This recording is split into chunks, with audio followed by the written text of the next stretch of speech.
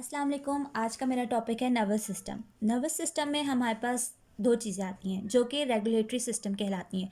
एक है nervous system, एक को हम नर्वस सिस्टम कहते हैं और दूसरे को हम कहते हैं इंडोक्राइन सिस्टम। ये दोनों हमारे पास क्या हैं? Regulatory regulatory system. अब ये इन दोनों सिस्टम का काम क्या है? कोई भी स्टिमुलस हमारे पास आता है तो उसका रिस्पॉन्स प्रोड्यूस करते हैं और उसका रिस्पॉन्स हमें एक्शन के तौर पे हमें मिलता है। अब स्टिमुलस होता क्या है? स्टिमुलस की डेफिनेशन है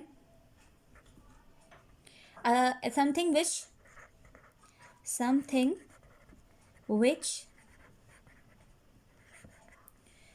कॉजेज अ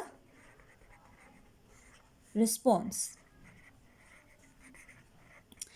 अब इसकी एग्जांपल है, जैसे कि हम कोई और चीज़ पे हाथ लगाते हैं तो हमें फ़ौरन ही हम अपना हाथ विड्रॉ कर लेते हैं। ये कैसे होता है कि जब भी कोई हमारे पास स्टिमुलस आता है, स्टिमुलस क्या है कि हॉट ऑब्जेक्ट को हमने हाथ लगाया है, उसके बाद जो नर्व्स हैं वो हमारे पास सिग्नल्स लेके जाती हैं। नर्व्स जो होती हैं वो हमारे पास सिग्नल लेकर जाती हैं नर्वस सिस्टम पे। नर्वस सिस्टम पे सिग्नल आता है। वो क्या करता है कि हमारे पास मैसेज, वहाँ पे जो इम्पल्सेस हैं वहाँ पे हमारे पास इंटीग्रेटेड होती हैं। इंटीग्रेटेड का प्रोसेस होता है वहाँ पे। इंटीग्रेटेड प्रोसेस का मतलब ये है कि वहाँ पे हमारे पास मैसेजेस जो आते हैं, रिस्पॉन्स आता है, जो स्टिमुलाई आता है वो हमारे पास कंबाइन होकर वहाँ पे एक मैसेज बन जाता है। वहाँ पे जाके हमारे पास आगे जाके वो नर्व्स और इम्पल्सिस रिस्पॉन्स प्रोड्यूस करती हैं और फिर रिस्पॉन्स प्रोड्यूस करती हैं। उसके एक्शन में हमारे मसल्स जो होते हैं या तो वो कंट्रैक्ट होंगे या रिलैक्स होंगे, और जो हमारे पास ग्लैंड्स हैं वो सिक्रीट होंगे या नहीं होंगे, ये हमारे पास स्टिमुलस पे डिपेंड करता है, सिक्रीट और नॉट। इसके बाद हमारे पास आ जाता है होम्योस्टेसिस। होम्योस्टेसिस क्या होता है? होम्योस्टेसिस हमारा बॉडी का बहुत ही इम्पॉर्टेंट प्रोसेस है, जिससे हमारे पास क्या होता है, इसकी डेफिनेशन है the tendency to maintain a relatively constant internal environment condition. The tendency to maintain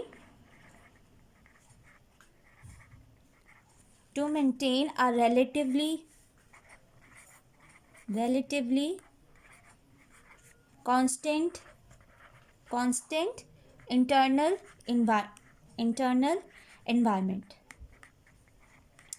ये प्रोसेस हमारे पास क्या कहते हैं, जो भी हमारे पास आउटसाइड इन्वायरमेंट हमारे पास हमेशा कॉन्टीन्यूसली चेंज हो रही होती है, उसके रिस्पॉन्स में जो हमारे बॉडी की इंटरनल इन्वायरमेंट है वो मेंटेन होगी उसके रिस्पॉन्स में। तो ये जो है प्रोसेस है ये उसको मेंटेन रखता है, जो हमारी इंटरनल इन्वायरमेंट है।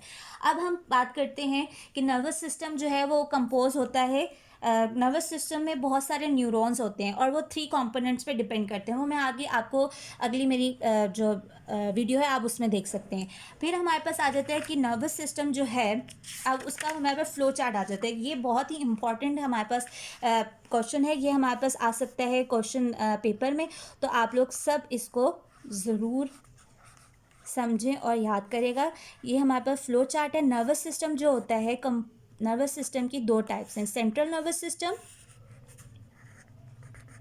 And peripheral nervous system. Central nervous system में हमारे पास आ जाते हैं ब्रेन एंड स्पाइनल कॉर्ड, और जो हमारे पास पेरिफेरल का मतलब है साइड। जो हमारे पास ब्रेन और स्पाइनल कॉर्ड के अलावा जो हमारे पास चीज़ें होंगी उनको हम पेरिफेरल में लेंगे। लाइक नर्व्स जो होती हैं हमारे पास 2 तरह की होती हैं, क्रेनियल नर्व्स और स्पाइनल नर्व्स। ये मैं आपको अगले वीडियो में आप मेरी इस क्रेनियल और स्पाइनल नर्व्स को देख सकते हैं। अब हम बात करते हैं कि जो सेंट्रल नर्वस सिस्टम है वो ब्रेन और स्पाइनल कॉर्ड में डिवाइड है। तो ब्रेन और स्पाइनल कॉर्ड में हम ये सबसे इंपॉर्टेंट क्वेश्चन है कि स्पाइनल कॉर्ड में और ब्रेन में जो वाइट मैटर और ग्रे मैटर है वो किधर लाई करते हैं। जो ग्रे मैटर होता है, हमेशा याद रखिएगा, जो वाइट मैटर है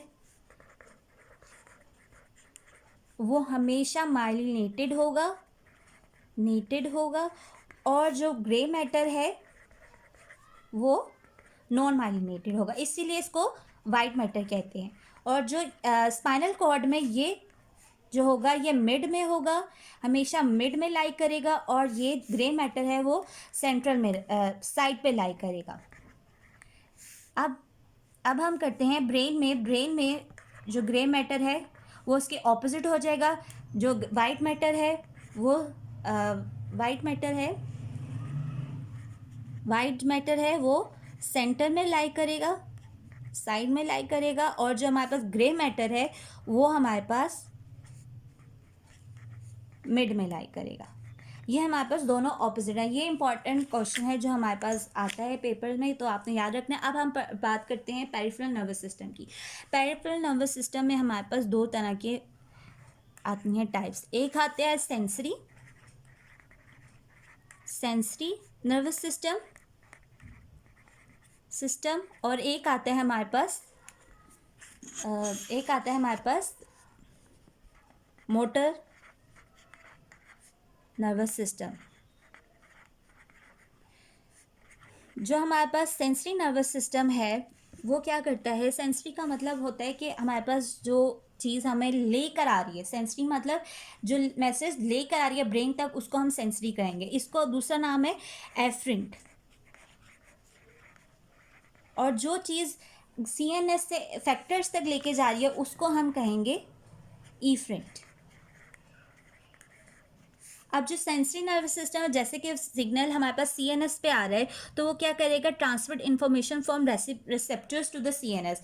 हमारे पास मैसेज इम्पल्स आएंगे फ्रॉम रिसेप्टर्स टू सीएनएस, और यहाँ पे हमारे पास सिग्नल क्या होंगे, सीएनएस से हमारे पास, क्योंकि इम्पल्स लेके जा रहा है सीएनएस से इफेक्टर्स तक, टू इफेक्टर्स। अब ये रिसेप्टर्स क्या होते हैं, रिसेप्टर्स जो हमारे पास स्टिमुलस को रिस्पॉन्स करते हैं, जिसमें स्टिमुलस आता है उसको हम रिसेप्टर कहते हैं, और जो चीज़ हम पे रिस्पॉन्स करती है हम उसको इफेक्टर्स कहते हैं। अब हमारे पास आ जाता है सेंसरी जो नर्वस सिस्टम है, वो आगे से दो चीज़ों में डिवाइडेड है, जिसको हम कहते हैं सोमैटिक सेंसरी और विजरल, दूसरा है विजरल सेंसरी। जो सोमैटिक सेंसरी है, सोमैटिक मतलब होता है सेल बॉडी। जो चीज़ हमारी बॉडी के करीब है, जैसे स्किन हो गई, जॉइंट्स हो गए, फेशिया हो गया, मसल्स हो गए, उनमें जो हमारे पास मैसेजेस वहाँ से सीएनएस तक जाएंगे उनको हम सोमैटिक सेंसरी कहेंगे। तो हम यहाँ लिख सकते हैं रिसीव इंफॉर्मेशन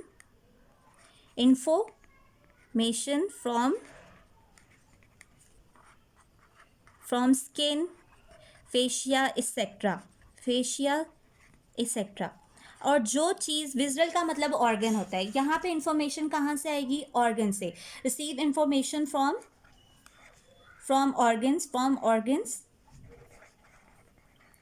लाइक हमारे पास आ जाता है जीआईटी, ट्रैक्ट डाइजेस्टिव सिस्टम। वहाँ से ये जो सारी इंफॉर्मेशन सीएनएस साइड जाएगी उसको हम फिजिकल सेंसरी बोलेंगे। अब हमारे पास आ जाता है motor nervous system. Motor nervous system आगे से दो चीज़ों में डिवाइडेड है, ऑटोनॉमिक नर्वस सिस्टम और somatic nervous system. Autonomic nervous system जो होता है वो इनवॉलेंट्री होता है। इनवॉलेंट्री का मतलब जो हमारे कॉन्शियस कंट्रोल में नहीं होते, लाइक जैसे हमारे कार्डिक मसल्स हैं, लाइक हमारे स्केलेटन कार्डिक मसल्स हैं, स्मूथ मसल्स हैं, ग्लैंड्स हैं, वो हमारे कॉन्शियस कंट्रोल में नहीं होते। और जो सोमैटिक नर्वस सिस्टम वो वॉलेंट्री होगा, मतलब वो हमारे कॉन्शियस कंट्रोल में होंगे, जैसे हमारे skeleton muscles.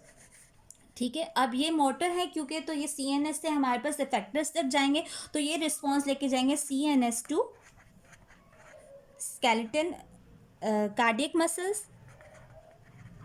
Cardiac and smooth muscles.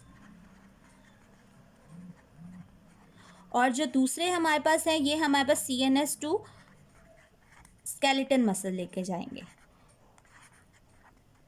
ये हमारे पास फ्लो चार्ट है। अब हमारे पास ऑटोनॉमिक नर्वस सिस्टम आगे डिवाइड होता है दो चीज़ों में। ऑटोनॉमिक नर्वस सिस्टम एक होता है पैरासिम्पैथेटिक सिंपैथेटिक और एक होता है सिंपैथेटिक सिंपैथेटिक। जो पैरासिम्पैथेटिक होता है वो हमारे पास रेस्ट और डाइजेस्ट रिस्पॉन्स में स्टिमुलेट होता है रिस्पॉन्स। और जो हमारे पास सिंपैथेटिक है वो हमारे पास करता है फाइट एंड फ्लाइट रिस्पॉन्स। ठीक है। अब हम क्या, जब भी एग्जाम्पल है जैसे हम सो रहे हैं तो हमारा कौन सा सिस्टम एक्टिवेट होगा, पैरासिम्पैथेटिक। अगर कोई जैसे सिंपैथेटिक में एग्जाम्पल है, अगर कोई स्नेक आ जाता है तो हम उसको देख के भागते हैं, तो हमारा कौन सा सिस्टम एक्टिवेट होगा, सिंपैथेटिक। इसमें क्या होता है कि सिंपैथेटिक में हमारे पास डिफरेंस ये है कि यहाँ पे हमारे पास प्री गैंग्लियन और पोस्ट गैंग्लियन होते हैं। प्री गैंग्लियन और पोस्ट गैंग्लियन होते हैं। प्री गैंग्लियन इसमें भी होंगे, इसमें भी होंगे, पोस्ट गैंग्लियन इसमें भी होंगे और उसमें भी होंगे। प्री गैंग्लियन इसमें होंगे योन, यहाँ पे होंगे लॉन्ग और इधर प्री गैंग्लियन शॉर्ट होंगे। इसी तरह वहाँ पे पोस्ट गैंग्लियन जो होंगे गैंग्लियन वो लॉन्ग शॉर्ट होंगे और इधर पोस्ट गैंग्लियन लॉन्ग होंगे। अब बात आ जाती है कि इसमें से कौन से हार्मोन रिलीज़ होंगे। यहाँ पे हमारे पास हमेशा नॉर एपिनेफ्रीन और नॉर एपिनेफ्रीन सिंपैथेटिक में हमारे पास एसिटाइल सिंपैथेटिक में हमारे पास नॉर एपिनेफ्रीन नेफ्रीन और एपिनेफ्रीन और एसिटाइलकोलिन तीनों रिलीज़ होंगे, सिक्रीट होंगे कोलिन। और जो हमारे पास पैरासिम्पैथेटिक में इसमें सिर्फ हमारे पास एसिटाइलकोलिन रिलीज़ होता है। और चीज़ इस पार्ट में बताता हूँ कि ऑटोनॉमिक नर्वस सिस्टम और सोमैटिक नर्वस सिस्टम का डिफरेंस आता है। जो हमारे पास ये है कि ऑटोनॉमिक नर्वस सिस्टम इनवॉलेंट्री होते हैं और जो सोमैटिक नर्वस सिस्टम होते हैं वो वॉलेंट्री होते हैं। यहाँ पे जो CNS मैसेज आता है वो कार्डियक मसल्स, स्मूथ मसल्स में जाता है और यहाँ पे मैसेज आता है स्केलेटल मसल्स में, क्योंकि वो वॉलेंट्री होते हैं। यहाँ पे एक और बात जो सबसे मेन डिफरेंस ये है कि यहाँ पे जो नंबर ऑफ न्यूरॉन्स होते हैं वो 1 होते हैं और यहाँ पे 2 होते हैं। नंबर ऑफ न्यूरॉन्स का 1 मतलब सोमैटिक नर्वस सिस्टम में ये है कि एक ही न्यूरॉन है जो कि हमारे पास इफेक्टेड तक जाएगा, हमारा मैसेज इफेक्टेड तक ग्लैंड तक लेके जाएगा। लेकिन ऑटोनॉमिक नर्वस सिस्टम में 2 न्यूरॉन, ये इसका मतलब ये है कि हमारे पास एक प्री गैंग्लियोनिक न्यूरॉन